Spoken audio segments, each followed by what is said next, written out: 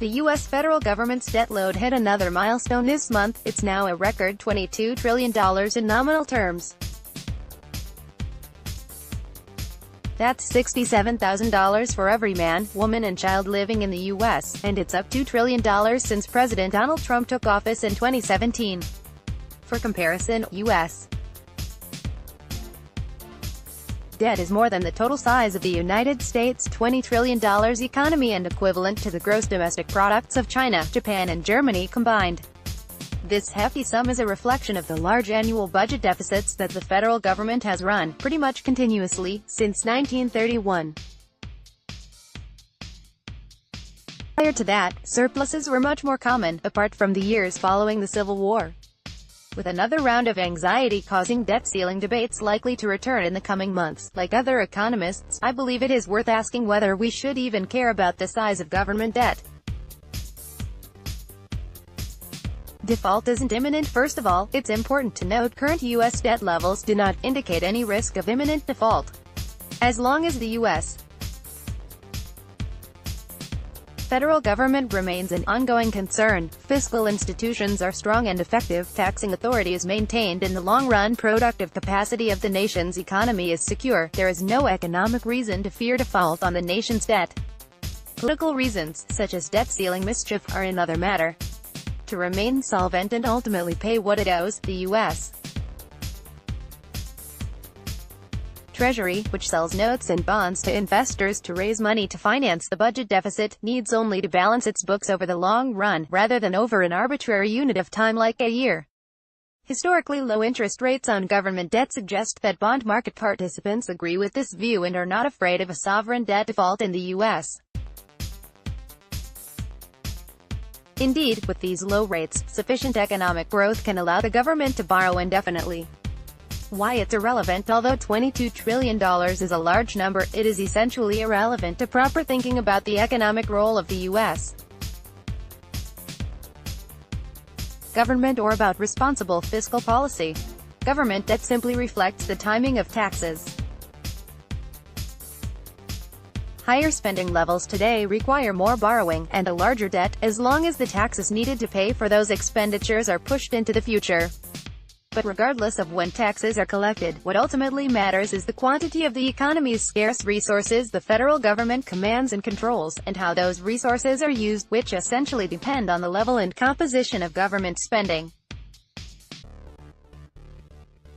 To paraphrase Milton Friedman, spending is taxing.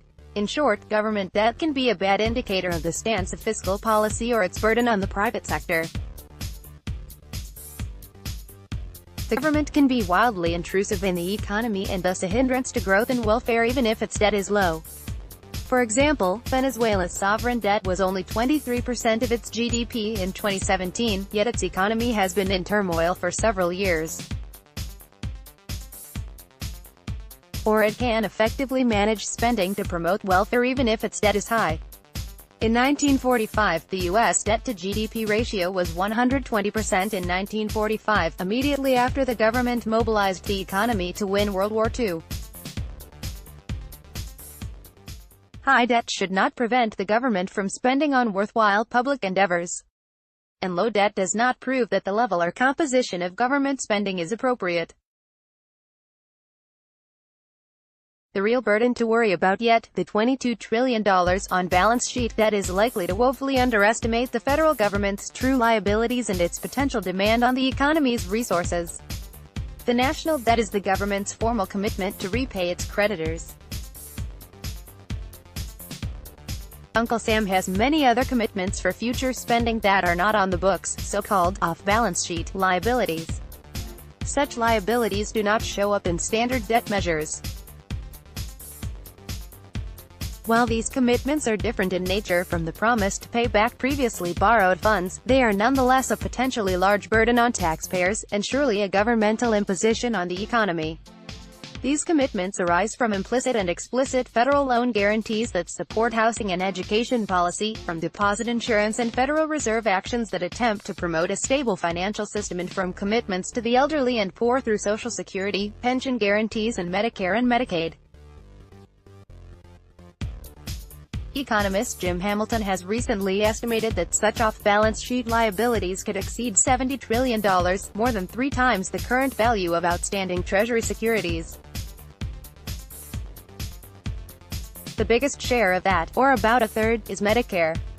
So okay, worry about the debt, but pick the right measure to worry about.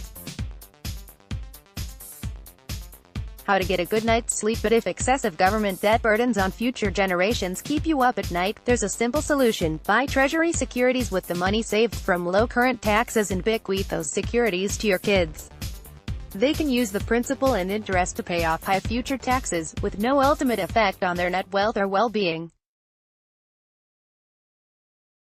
In other words, taxpayers can use capital markets to offset transfers of their wealth, via taxes, to bondholders by becoming bondholders themselves.